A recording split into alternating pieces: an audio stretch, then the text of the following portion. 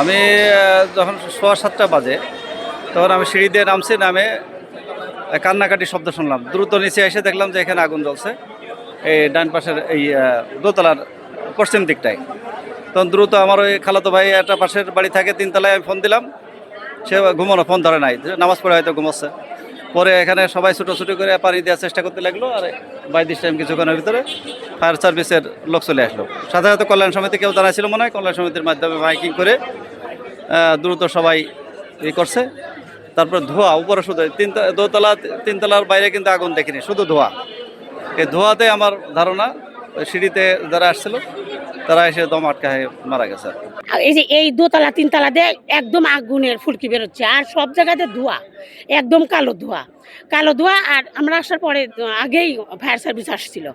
আমরা এসে দেখলাম যে ফায়ার সার্ভিস আসছে, কিন্তু ফায়ার সার্ভিসের কাছে মানে প্রয়োজন মোতাবেক কোনো যন্ত্র ছিল না।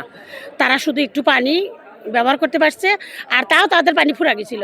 পানি আনছে অপোজিট থেকে পানি নিয়ে আসে, মানে তারা এই করার চেষ্টা করছে, নিবানোর চেষ্টা করছে, কিন্তু আপনার ওই লোক বের করতে পারে নাই কারণ হলো গ্রিলই কাটতে পারে নাই।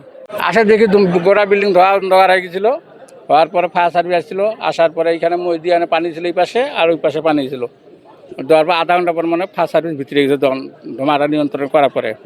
আর এক বাড়িওয়ালা 17 নম্বর রোডের ভাই, ও এক দারোয়ান দিয়ে পিছনে জানলা ভাঙে দুজনের বাইর করছে, আর কয়েকজনের বাইর করে নিয়ে আসছে ইস্কা। দুজন মাস জীবিত না মৃত্যু বলতে পারলাম না, কম্বল দিয়ে মরা বাইর করে ইস্কা উঠে নিয়ে আসছে এইটুকুই।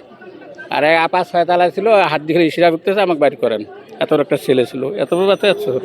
আসলে অত্যন্ত মর্মান্তিক যে ঘটনার মধ্যে আমরা আজকে শিকার হয়েছি, এটা শুধু এই এলাকার জন্য না, আমি বলবো সারা বাংলাদেশের জন্য। যারা আমরা বাসার মালিক হই আর যা ভাড়াটিয়াই হোক, সবার দৃষ্টি আকর্ষণ করব, এটা সরকারি পদক্ষেপ হওয়া উচিত। মানে ছাদের তালা মারা হবে নিরাপত্তার জন্য, সেই নিরাপত্তা নামে আবার আমরা নিরাপত্তাহীনতা থাকবো এবং এইভাবে অকালে প্রাণগুলো ঝরে পড়বে, এটা আমরা আসলে কেউ কামনা করি না।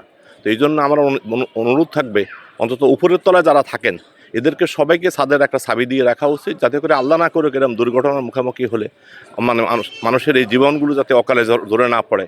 আমি বলবো এটা জাতীয়ভাবে, সরকারিভাবে এবং স্থানীয়ভাবে এই বিষয়টা অত্যন্ত গুরুত্বের সাথে দেখা উচিত। ছাদের তালা না মারলেও কিন্তু কোনো সমস্যা হয় না, তালা না মারাটাই আমার মনে হয় বেস্ট।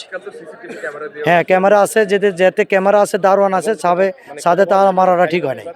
আমার মনে না মারাই ভালো সবচেয়ে। আমি বাইরের হিসেবে মনে করি যে তালা না মারো, যদি তালা না মারতো তাহলে আজকে এত বড় দুর্ঘটনা হইতো না।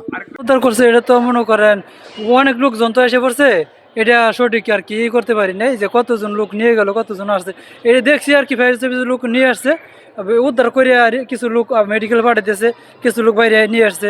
2 তলায় আগুন লেগেছে, তারপরে উপরের দিকে এটার ধোঁয়ার কারণে সাফোকেশন হয়ে ইতিমধ্যে যে 5-6 জন ইন্তেকাল করেছেন। আমরা আল্লাহ তাআলার দরবারে দোয়া করি, আল্লাহ তাআলা তাদেরকে ক্ষমা করুন, তাদের উপর রহম করুন এবং তাদেরকে আল্লাহ শহীদ হিসাবে কবুল করুন। আর 13 জন যারা অসুস্থ হয়ে কুয়েত মৈত্রী হাসপাতালে ভর্তি আছেন, আল্লাহর দরবারে আমাদের মিনতি, আল্লাহ তাআলা তাদেরকে সুস্থতার নিয়ামত দান করুন। বিপদ কার উপরে কখন আসে এটা বলা কঠিন, কিন্তু বিপদে আমাদের দায়িত্ব হচ্ছে মানুষ হিসাবে মানুষের পাশে দাঁড়ানো।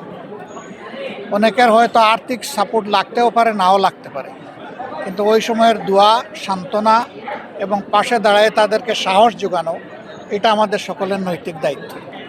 তো এখানে আপনারা যারা আছেন আশপাশে, তাদের প্রতিবেশী, আপনাদের প্রতি আমাদের বিশেষ অনুরোধ থাকবে, এই পরিবারগুলোকে আপনারা এই কয়টা দিন মানসিক সান্ত্বনা যোগাবেন, পাশে থাকবেন এবং সাহস যোগাবেন।